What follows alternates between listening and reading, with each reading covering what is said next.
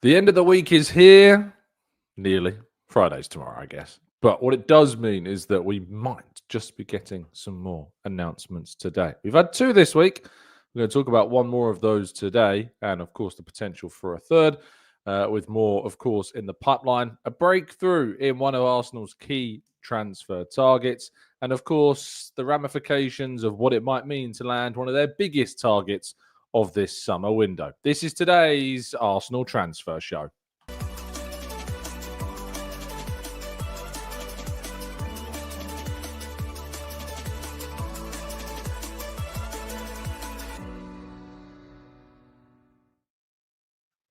Okay, this is, of course, the Gooner Talk. Welcome back. Hello, this is the Arsenal Transfer Show. We do this show every single day at 8 a.m. UK time. Thank you so much, as always, for joining me and making this a part of your morning routines. This is the last time I'm going to be in the studio for a little bit, only a couple of days. I'm making it sound like I'm going away to Canada again, but I'm going, every year I go down to the New Forest with my other half's family, and that time of year has come around again, but I'm only there for 2 nights this year. Of course, having been on that big Canada trip, I've used a lot of my annual leave, as you can imagine, this year. But I am managing to pop down for a couple of nights this weekend. So you'll see me in the car again. Remember the years we've done these shows from the car. You've had deer in the background. Maybe we'll have that again. But yes, that's what you can expect over the next couple of days. So tomorrow's show and Saturday morning show, both of those are going to be from elsewhere, not the usual surroundings, so the audio will be slightly off, so I do apologize in advance for that. I'm going to get on with today's stories, say hello to you guys in the chat box as well, of course, but at the start of part 2 there is something a little bit more personal I'm going to talk about, a little bit more grounded I'm going to speak about as well, so stick around for that bit. Scouse Gunnar, good morning to you, to James, to Brian, to Bakar Lizanne, to Maximius, good morning to Stevie and Alex, and all about Arsenal. We've got Aris Silky and Shari and Temi and Tom. We've got Gary and Jose and Amesy, Morgie and Graham. Good morning to Paul and Jamil and Brendan. Good morning to you all. We've got Gracie and Peter. Thank you, everyone, for listening. You are all very much greatly appreciated indeed. So thank you so much to you all for listening. If you could drop a like, subscribe to the channel if you're new around here. Of course, we try and reach 1,000 likes on the show every single day. So if you can help us to achieve that, that'd be awesome. So thank you to you all. Right, let's jump, though, into today's slides. And we kick off, of course, with Chloe Kelly. Arsenal confirming the permanent signing of Chloe Kelly to be their brand new talismanic figure of the female team. And of course, having spent the second half of last season on loan at the club from Manchester City, now being able to be known as a full-time permanent Arsenal player, signing what I understand to be a 3-year contract, is brilliant. She says, putting pen to paper on a permanent contract at Arsenal is a standout moment for me. Learning from an incredible manager and continuing to build relationships with an excellent team is a journey I'm looking forward to continuing. I'm excited for more silverware at this special club and to bring more trophies back to North London to celebrate with our supporters. I've always said the Arsenal supporters are the best, and to have them on my side singing my name means so much to me. Director of Women's Football Claire Wheatley said that we're thrilled to keep Chloe at Arsenal, and Chloe's application, attitude and performances were outstanding throughout her loan spell last season, and we are delighted to continue working together as we gear up for an exciting 25-26 campaign. I know our supporters would have waited patiently for this one, and I'm sure they'll be joining me in welcoming Chloe home to North London. Renee Sleggers, of course, said, I'm delighted that we've been able to make Chloe a permanent signing for us, and she's had a great impact and played an important role in what we achieved here last season. I know that she shares our ambition to compete for more, and Chloe will wear the number 18 shirt for Arsenal next season. So fantastic news, brilliant piece of business by Arsenal to sign Chloe Kelly, England international, of course, on a free this summer with the expiration of her contract at Manchester City. And I love the interview that she did where she spoke about really, enjoying, life, not just her work, but life again. And I think in January there was a little bit of the unknown about where her headspace was and where she was going to go, and Arsenal have really kind of grounded that again in her, and that she's kind of rediscovered the love for football through Arsenal, which is always a really fantastic thing to see. Moving into our next story, Fabio Vieira confirmed to have returned to Arsenal officially after Porto posted to their social and, of course, website feeds that the loan spell of which he joined the club on that temporary basis for last season has now come to an end. He will return to the club. It's my knowledge that Arsenal, of course, will be looking for a permanent sale of Fabio Vieira for next season. Unless something major changes this summer, there is not much expectation that he will be part of the squad for next year, and will be hoping to get a considerable offer. You know, he had a decent season last year, I think, with Porto. Played plenty of minutes, plenty of games, scored a fair few goals, assisted a fair few as well, and certainly raised his profile more so than where it stood at the end of the 23-24 season. So, yeah, Fabio Vieira returning to Arsenal. Arsenal will be hoping to get a permanent exit for the player done during this summer window. There has been a breakthrough regarding Cristhian Mosquera. After, of course, he has officially, now we know, rejected that offer from Valencia to extend his deal. He has told, according to local Spanish media, he has told Valencia that he wants to join Arsenal. He has told them to go back to the table and discuss a potential deal with the club. And now the clubs will engage in talks to come to an agreement over the fee so that Cristhian Mosquera will become what we expect to be Arsenal's fourth summer signing after Kepa, Zubamendi, and of course the other player who also we've learned has exchanged all the relevant paperwork, and now it's just a case of when rather than if Christian Norgard arrives at Arsenal as well. So Mosquera would be expected to be the fourth summer signing of the club at such an early stage, of course, as well, with pre-season training set to commence the week of July the 7th.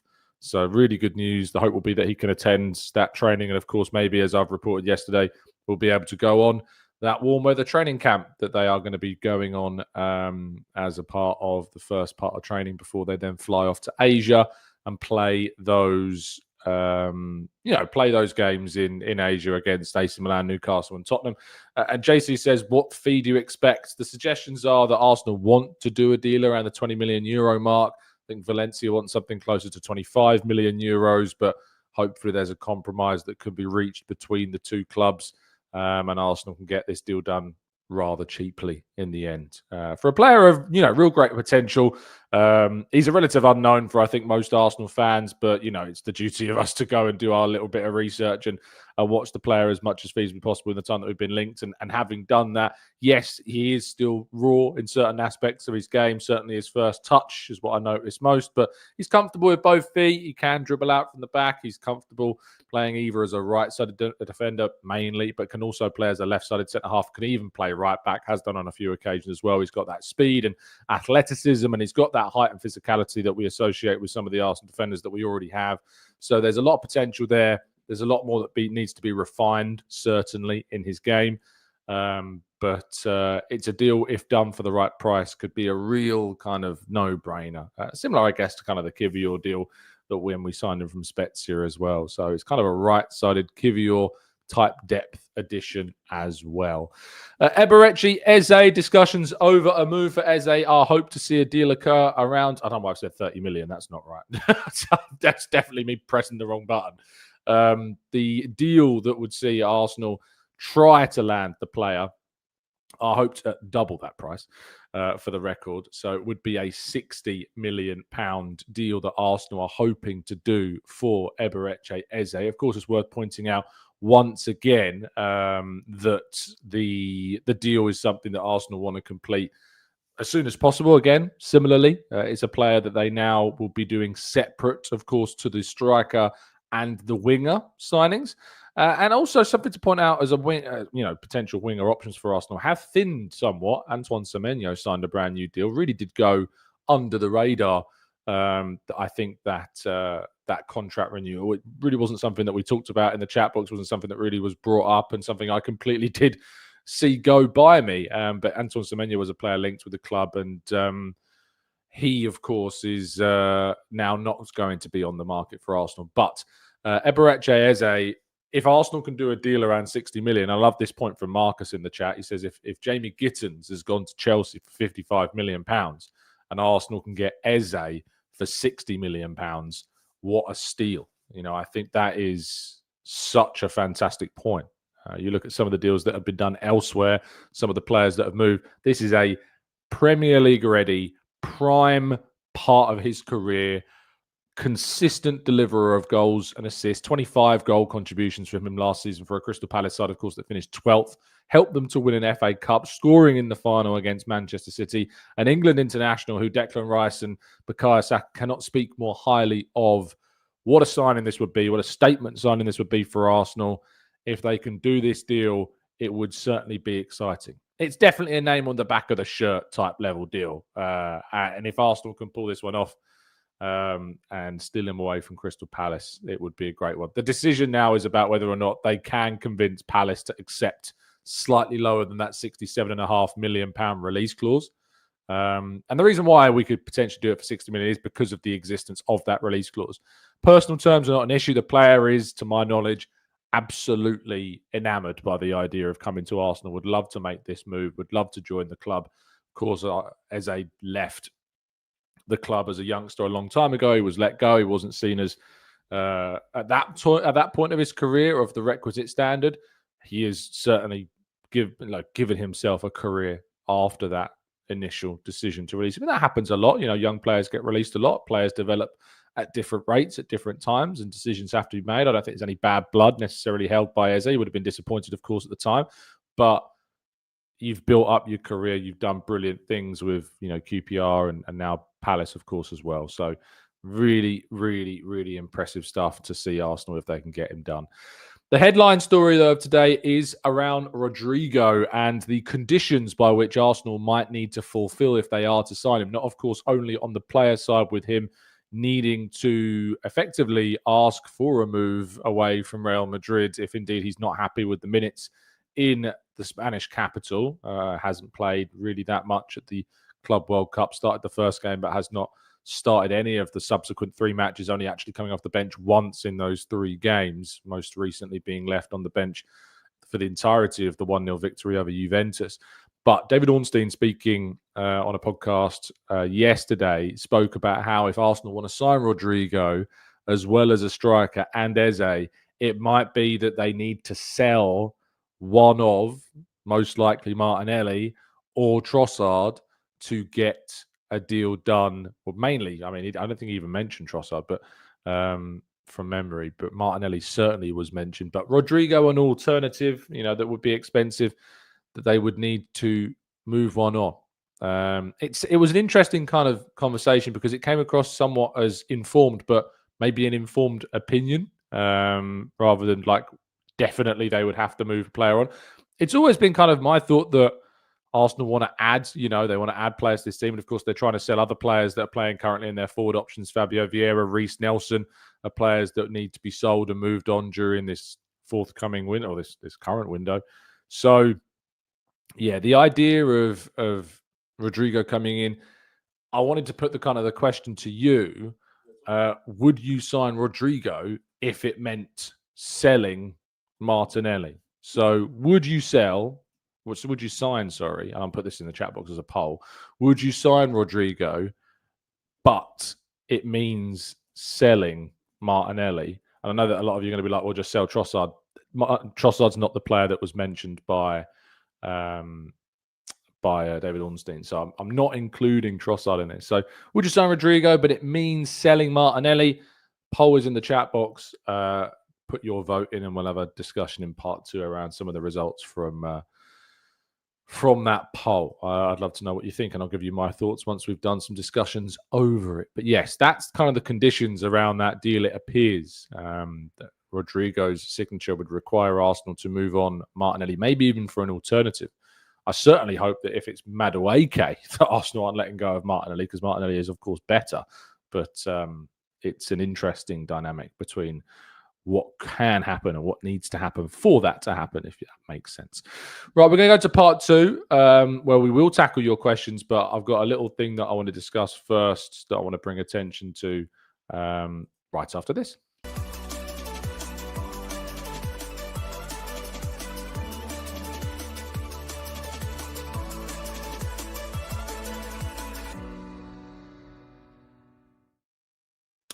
Right, this is part 2 of today's show where we can jumping into the chat box and tackling some of your questions. Before we do that, I wanted to make reference to something which went rather viral yesterday on social media and lend public support on the channel to Igal. Of course, most of you, I'm sure, will be aware of who Igal is, a content creator in the Arsenal space and hops on a lot of different channels, speaks to a lot of different very varied opinions of different Arsenal content creators, and happy to go on any platform. Really, he's been on here. I've been on his channel, and all of my engagements with him have been absolutely lovely. Never ever had an issue with Igal. We've not always agreed on kind of all of the points of view that we've had, and that's great because that's what football's about. It's about different opinions. It's about having different points of view.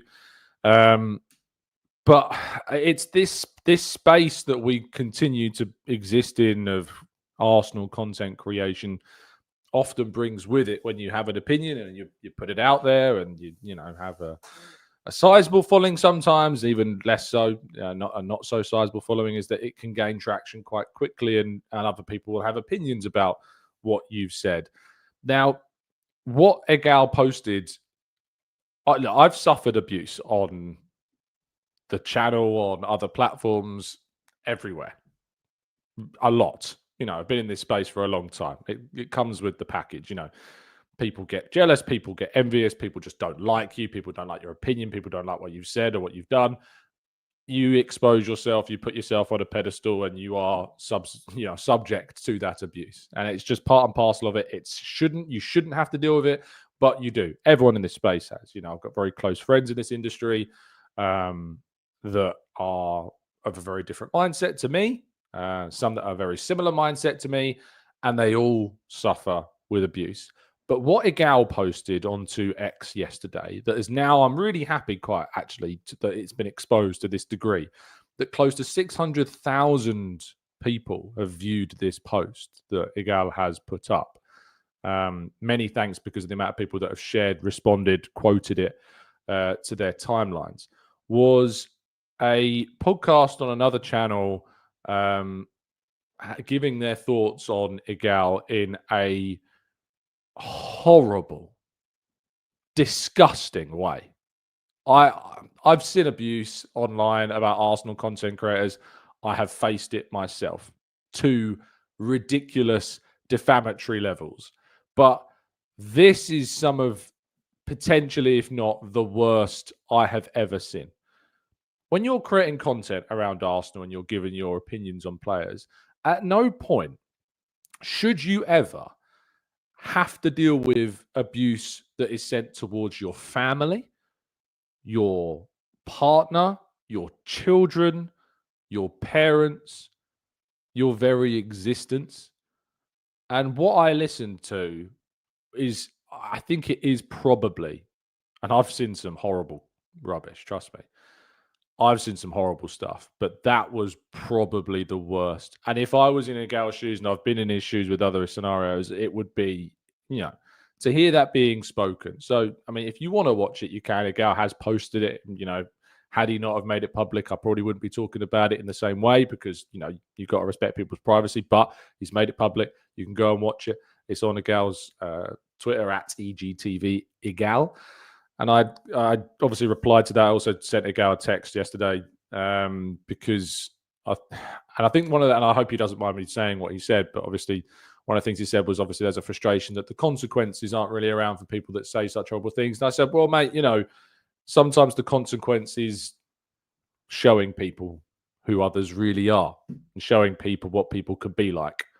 I respect Turkish a lot as well for kind of his him kind of also bringing light to it. I'll read some of what he said that I agree with. Not 100% of it, but he said, disgusting. Igal and I are polar opposites when it comes to our view on Arsenal, but it's just football. FFS, bringing up children, partners, and personal lives is vile. I'll stop there.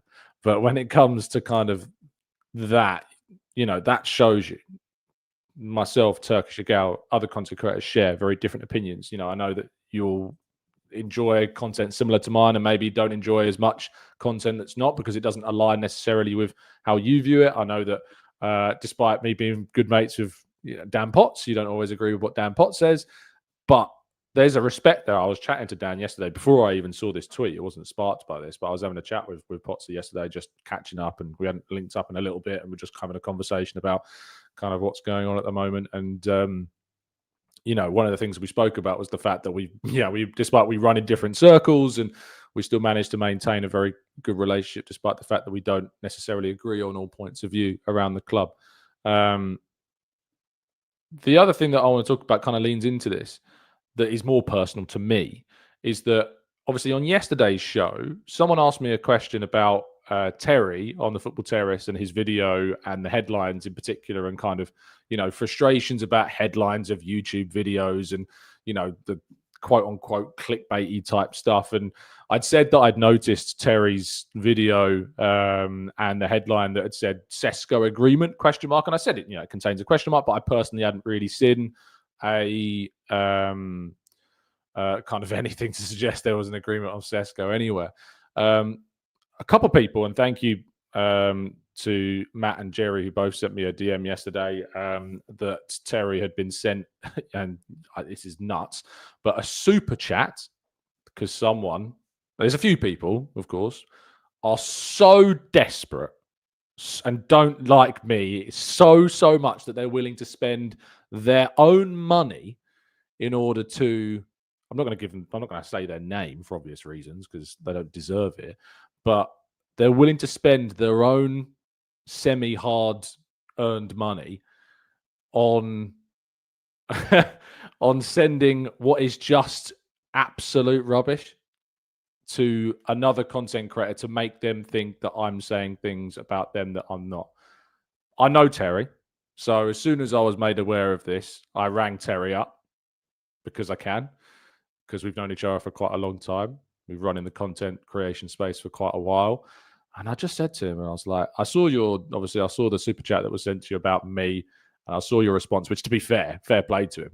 If he's had no information about what actually has been said, he's been lied to in the super chat that's been sent to him. And he's just responded by saying, I don't care. And gone off on as if kind of what was being said was real. And I said to him, I was like, look, mate, I'll be very straight with you because we know each other. I did say I didn't really know what the headline was about. And he was like, it's the headline is the headline's the game. I always talk about it on here. I talk about it with articles. Headlines are like book covers. If you can justify them in what you're saying on the stream, and I didn't see the stream because we were live at the same time, then you justify it. We did the show the other day where the headline was something along the lines of Benjamin Sesko price reduced ? Because the idea was that the piece was in build about Benjamin Sesko's price tag supposedly coming down, and aggregators misquoting that article, so we discussed it.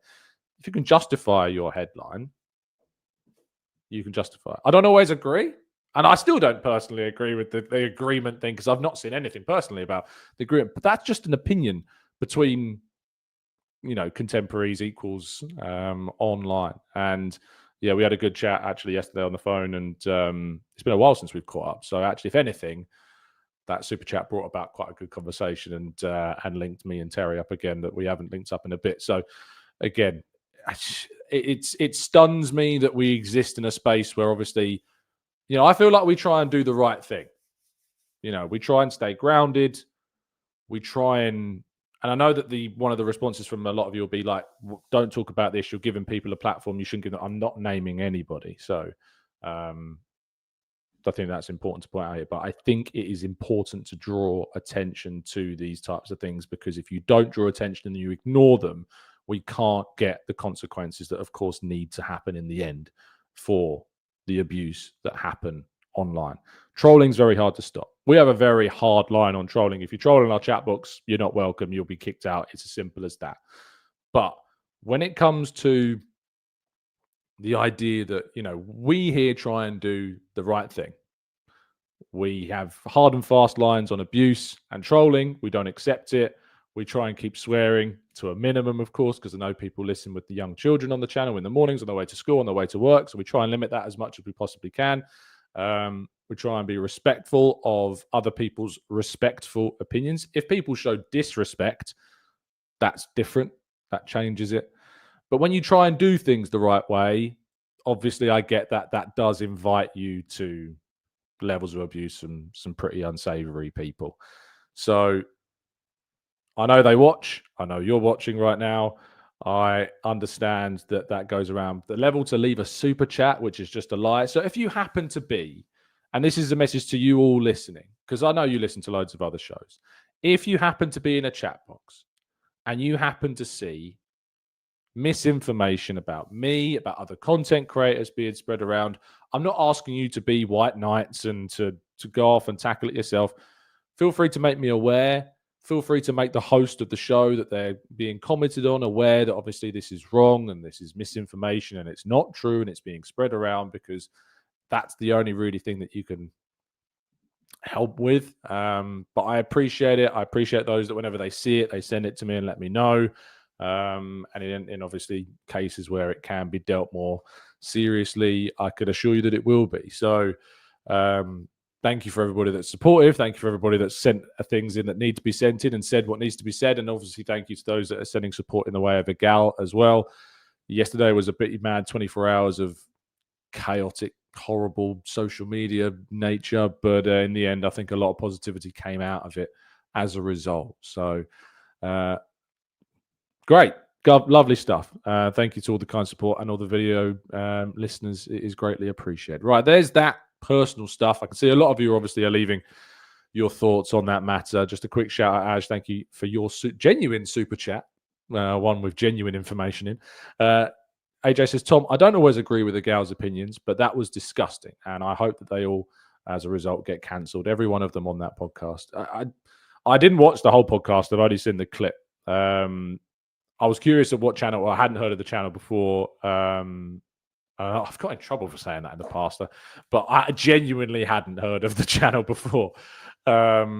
And when I just saw it online, I checked and it was like a 4-hour stream. So I was like, I'm not going to watch the whole thing for a little clip, but I'd watched kind of a little bit around it. And it was just equally as horrible. So I think Egal will appreciate the support people have sent his way. Ben says, good morning, who's been a member now for 27 months on the channel. And Steph Maritz is now a new member, as well as Adua Joseph. Thank you to Steph and Adua. Thank you so much for becoming brand new members of the channel. You are very welcome to the TGT family. So thank you. Paul says, I can confirm that Tom will listen to different viewpoints, and I've previously DM'd and got a response, and there's been misunderstandings. Exactly. This is what I mean. Like, you can have misunderstandings. You can disagree. Also, there might be times where I don't necessarily have the energy to kind of even continue a debate. If I can get the sense that the person I'm having a debate with just isn't really getting or grasping what I'm saying, and they probably feel similarly in my direction, I will just agree to disagree at that point, because I don't really see the point or the energy. It's not disrespectful to end a debate that way. If you just realize or recognize that you're probably both wasting each other's time, it's probably best in that way to just kind of, stop it there. But yeah, that's kind of where I'm at on that front. Nanjo says, thank you, Tom, for coming to the defense of Egal. I do not agree with 80% of what he says, but his rights to speak freely, but to extend abuse to his family is a distance too far. Absolutely. John says, that's why if I want to hear a bunch of people discussing and ranting against each other, I'll click on Terry's show. Terry tries to be reasonable, but if I want cold hard facts, I click on Tom's show. Thank you, John. I don't tend to have kind of the big group debate type shows. That's just not my style. And I'm not saying there's anything wrong with that at all. It's not. I think it produces some of the most entertaining content on the platform. I've been a part of some of those big debates in the past with varying levels of enjoyment. It's not my bag, but I know it creates some very entertaining content. And to host those, as I know Dan does, and I know that Terry does, you have to have a level of kind of skill in some ways to really kind of maintain those debates and maintain the peace if it can be maintained. AFCDNB says, just stay respectful, say your opinion and talk against others, but no need to be rude about it. Absolutely. Scrolling up a little bit more, Anthony says, people go above and beyond to discredit people. We can have our opinions, but people go too far on X and involve family members, and that's where I draw the line. It's totally unacceptable. Andy says, I'm not going to read that one out. Not because it's wild. It's just calling someone a right balloon. I've never heard that before. It's quite funny. I've never heard that before at all. But I'm not going to read that full comment out. It's not personal. It's just funny. EV says, hi, Tom. Any news on when the Emirates Cup will be announced, as there are 2 fixtures missing off the fixture calendar. Also, it's like the only match I get to. Thank you. Hopefully soon. I think it's Athletic Club. Charles has mentioned that previously, and I've asked a couple of questions about that, and that appears to be who it will be. I don't know though if the Emirates Cup opponent is Athletic Club or if that's the Wednesday/Thursday, the midweek. There's 2 friendlies, one before the Emirates Cup in the midweek before it, one on that Sunday, which is the Emirates Cup. I think it's the Sunday. I might be wrong, but I think it is. I don't know which of those days it is Athletic Club, but one of them will be, to my knowledge. So I guess we'll wait and see on that front. Aoife says, I think Martinelli's value is in danger of falling below an acceptable sale value. If he stays without showing improvement, I wouldn't sell unless needed, but that's something to consider. Shall I have a quick check on our poll that we put into the chat box? The question was, would you sign Rodrygo if it meant selling Martinelli? 67% of you say yes. 33% of you at the moment saying no. As polls go, that's probably one of the most we've seen it skew in one direction. I think probably that's a fair estimation. I've never seen it skew as much one way than the other when we've done a poll as much as that. So yeah, I think I do agree. I think that Rodrygo is an upgrade on Martinelli, and therefore, if you're selling him to replace him with a player that's better, I think that Rodrygo is a pretty good one to do so. And if you can get 50 million quid for Martinelli, he's going to pay for more than half of the transfer fee for Rodrygo as well. Matt G said, Tom, here's the scenario. It's the Champions League final, 0-0 in the 90th minute. Arsenal get awarded a penalty. Who takes it? Saka, Rice, Sesko, Rodrygo, or Eze? I mean, it's going to be Saka. Let's not beat around the bush. It's going to be Saka. Saka's going to be the one that does take it. Is he the one that should take it? I think so. This is someone who stepped up in some of the biggest moments, both successfully and unsuccessfully. Penalties are lotteries, and they're lotteries of which you've got some semblance of control over in a way, but there's still so much luck associated. Like your planted foot might land slightly wrong. The keeper might get an excellent day, might guess correctly. Anything can happen really in those moments. It's not just about an ability to take a penalty, but in that particular moment. Declan Rice, I think is a great option as well to take penalties. Eze too, the composure of those players. Can't say I've seen Sesko or Rodrygo really take them. So I'm not sure as to their record, but just on who I'm more familiar with, I'd still go with Bukayo Saka. I absolutely do. Callum says, I felt I disrespected Martinelli by voting yes, but I want a Neil mover so badly. Keep up the good work. Recently came across the channel. It's brilliant. Thank you, Callum. That's very kind of you indeed. Dude says, there are a lot of weird people in the world. Too many to worry about. I wish that we couldn't and didn't worry about them. But I think, and I absolutely respect your point, but I think it is important to highlight certain moments. They can be periods of learning. And I sincerely hope the people involved in the video look back on it and recognize how wrong it was, whether or not how much they disagree with Igal. I really sincerely hope that the fact that video has been seen now by so many people, and the people within that video have really been shown in many ways, the like just what they're willing to say, how far they're willing to go to be horrible. I hope that that's a learning moment. I hope it doesn't strengthen their kind of resolve to feel a certain way about somebody. I sincerely hope that it has the opposite effect. I have my doubts about whether it will, but I sincerely, because it's very hard to kind of I don't know if the right word is like rehabilitate that kind of viewpoint to feel that being that abusive is okay. But I hope that it does. Lebark says, Tom, have you seen Team News and Tix's update on Sesko? Yeah, I think it's pretty much what we've been saying for a little while on the channel. I've been telling you that, Arsenal have him as their guy. Sesko is Arsenal's the guy that they want to sign as a priority, as a preference. The stumbling block has always been Leipzig. It has always been the hope that that price tag will come down on the fee for Benjamin Sesko, and that they will budge on their expectations and on the structure and how it's paid. But so far, they have not come down on that price tag.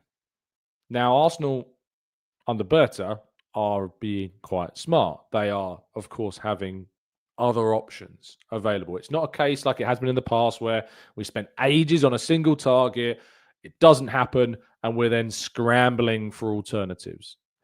This time around, we are negotiating for different players of the same position, which strengthens our ability to pivot between targets if we need to. The other issue that we've got, though, obviously, is that Sporting, similarly to Leipzig, are also standing very firm on a, in my opinion, overinflated price tag for Viktor Gyökeres as well. So this is the scenario that we're in. As of July 3rd, there isn't much movement.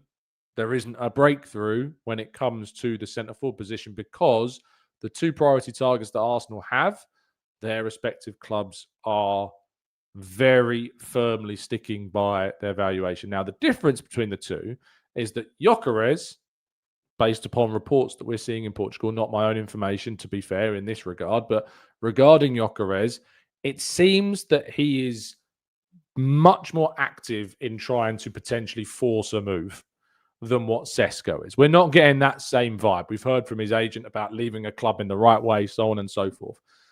With Gyökeres, there is a real kind of determination, it feels, to make a move to Arsenal happen. I remember in the past where we've been in discussions with players like Sandro Martinez or Rafinha, we've not had that. We've not had the player involved in that high-profile deal really making a push to join. Martinez wanted to join Erik ten Hag wherever he was going to go, and it happened to be United. Rafinha had a desire to play for Barcelona. So we were always kind of on the back foot in those regards to those key priority targets back in the day. Now, we have a centre-forward in Gyökeres, or Gyökeres, my pronunciation's Šeško, that's really pushing. Whereas Šeško, I don't get the same vibe that he is happy to do that, or even that the agency or the representatives want that to be the case. So could it be that how Gyökeres is kind of pushing more so for a deal, that will be a defining factor in which of the two players Arsenal end up getting? And I'll be curious if that is the difference between, in the end, who of the two players Arsenal end up getting, because if Gyökeres is willing to push more for a move, that could help Arsenal. But from an Arsenal perspective, just to tell you kind of where Arsenal's side is, they will not be bullied into paying more than they feel a player is worth. They will not go over the odds. They will not pay, not because they can't. They have money. You could argue that they could even go a bit further than they have and still work to a degree within the confines of the restrictions that exist. But principally, and transfer market reputation-wise, they aren't going to be bullied into just paying. They aren't going to be Man United. They aren't going to do what they did, that Man United did with Anthony and have done with other players, and be bullied into paying a silly price for a player that is not worth that amount of money. For all the will in the world that I like both of Šeško and Gyökeres, they're not 80 million euro players and more. They're just not. They're not worth that.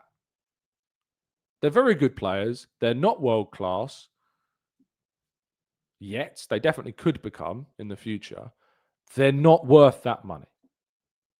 The fact that I think we saw quotes from the sporting president bring up the price tag of Zubimendi in comparison to like Gyökeres's price is farcical.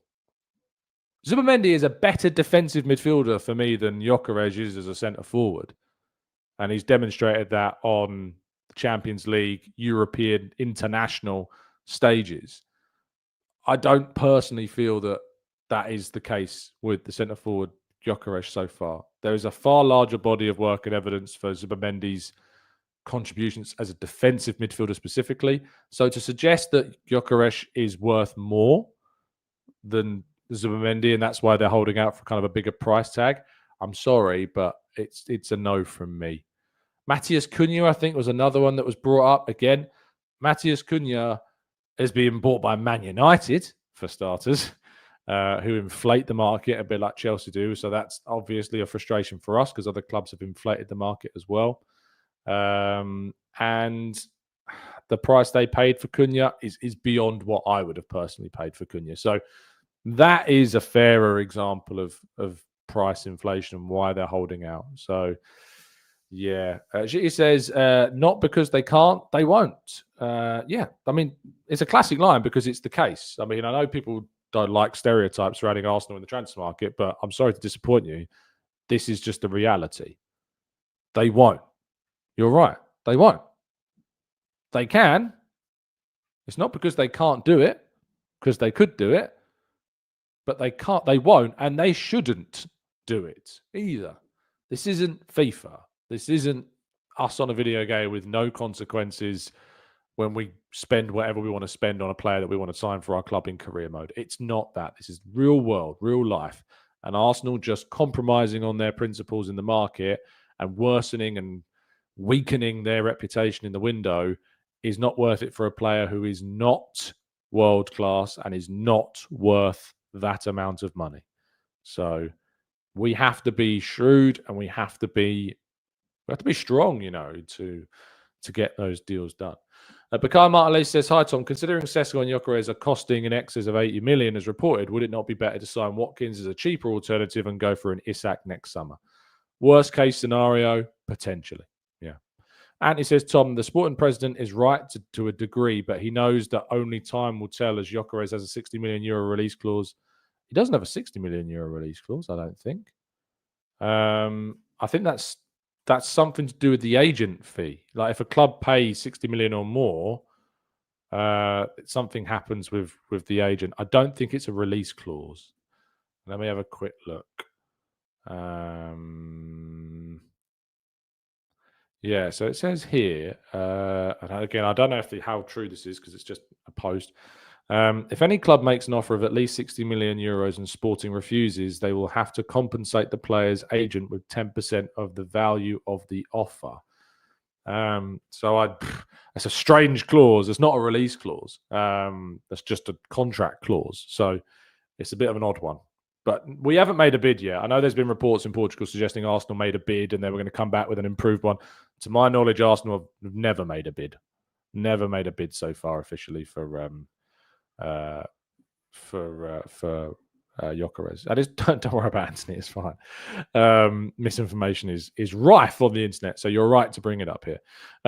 Green Panther says, my take is that Šeško will end up at Liverpool due to Klopp's connections. Leipzig are just waiting for Liverpool to make an offer. I don't think they're just waiting for Liverpool. I think they're waiting for a club to come in and pay and be willing to pay that price. That's what they're waiting for. But so far, no club is at this point in time willing to pay that price. And so the thing that's stopping Arsenal from getting in a striker early is that their targets at the moment, they're of a price tag that simply is just well beyond what their actual value is. So that is what will push the potential striker signing further through the window. That's what will delay the potential arrival of a striker. And I know that people sit and moan and whinge and criticize Arsenal for not signing a striker quicker. But I don't know what else to say other than to explain why. And I have to just say to you, that's the reason. You have to accept that. And I don't want Arsenal to compromise Like, I don't want Arsenal to destroy their reputation in the market at the first hurdle with Andrea Berta in his first window. I don't want him to cave. I don't want him to appear weak in the market. I want him to establish a strong reputation from the off in the market, and not be in a situation like with Edu, where we had a sporting director because of, reasons beyond his control to a degree because of the pandemic. But Edu gained a reputation pretty quickly for letting players go too cheaply, for potentially overpaying players in terms of contracts and overspending on certain players as well. This is Andrea Berta's first window. He could potentially be getting an exciting young Spanish defender in for a very small fee, Norgard in for a very small fee, Kepa in for a very small fee. Zubimendi, of course, was a deal that was being done prior, of course, to his arrival, so isn't really in this conversation. But he's already building up that strong reputation from this point. If in his first window, we just go and, I hate the S word to use, but splurge a load of money on like somebody that's not worth that amount in his first window, it just makes us look weak. People complain that we overpaid for Havertz. I'm not one of those people personally, but many people do. And this idea that, we've overpaid for Havertz, so why don't we overpay for other players? The whole point is that if you're complaining that we've overpaid for a player, surely you want us to move into a direction where we don't do that again, and that we don't put ourselves into that situation. And it says, note to all football players, if there is a gentleman's agreement, get it in writing, so it doesn't end in what we're seeing at Sporting. And just on a side note, Gyökeres has dumped his other half. Didn't know that. I'm really sorry. Thomas says, why are you doing an Arsenal vlog in a Real Oviedo shirt? Are you mad? Are you mad? That's why. That guy. Learn some culture, Thomas. Goodness me. Abilio says, when both strikers have Arsenal as their priority, there's no reason to pay over the odds. Berta is doing a great job. Nij says, if Chelsea or City win the Club World Cup, City are out, mate, so they're not going to win it. But Chelsea, of course, could win it. And that will definitely ease their spending concerns. Janti says, Arsenal are not strapped for cash. We just haven't recruited quality players with high resale values in recent transfer markets. That can change, and it should start with Martinelli. Chino says, Tom, do you think that we can get the striker we want in before pre-season? Do you prefer to overpay to get them in for pre-season early, or do you prefer the price to come down to deadline day? We can get the striker in before pre-season, and the club want to do that. That's definitely their priority. That's what they would like to do.